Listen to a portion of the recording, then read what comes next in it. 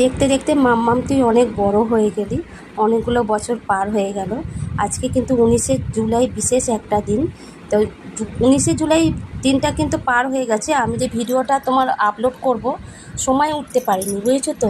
Actually এতটা ব্যস্ততার মধ্যে থাকি তো, সংসারের কাজ বুঝতেই পারছো, অনেক কাজ থাকে, তাই ভিডিও ঠিকমতো আপলোড করা হয় না। তাই একটু দেরি করে ভিডিওটা আপলোড করছি। বন্ধুরা তোমরা কিছু মনে করো না।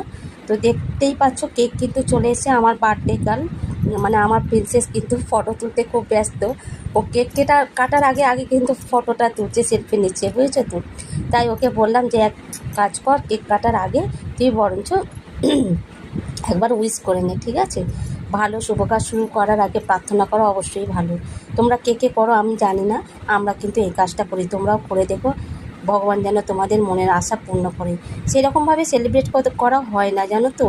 আসলে এতটা অভাবের সংসার তো, করে উঠতে পারি, ইচ্ছা থাকলেও উপায় হয়ে ওঠে না। যাই হোক, এবছর তো আমি করলাম। কেকটা কিন্তু রেড ভেলভেটের মধ্যে চকলেটি কেক আনা হয়েছে। দেখো মোমবাতি কিন্তু নেভানো হয়ে গেছে। আর দেখছো এই যে ফ্রকটা ও পরে রয়েছে, রেড কালারের ফ্রক, এই ফ্রকটা কিন্তু নিজের হাতে তৈরি করেছে। এটা আমার একটা গোটা শাড়ি ছিল, জানো তো। শাড়িটা কেটোকে সেলাই শেখাচ্ছি, আর ও কিন্তু ওই শাড়িটা দিয়ে ফ্রকটা তৈরি করেছে, আর খুব সুন্দর হয়েছে। আর আমার মেয়ের ব্রেন খুবই ভালো, খুব তাড়াতাড়ি শিখে যায়। যাই হোক, আমি তো ওকে আশীর্বাদ করছি প্রাণ ভরে।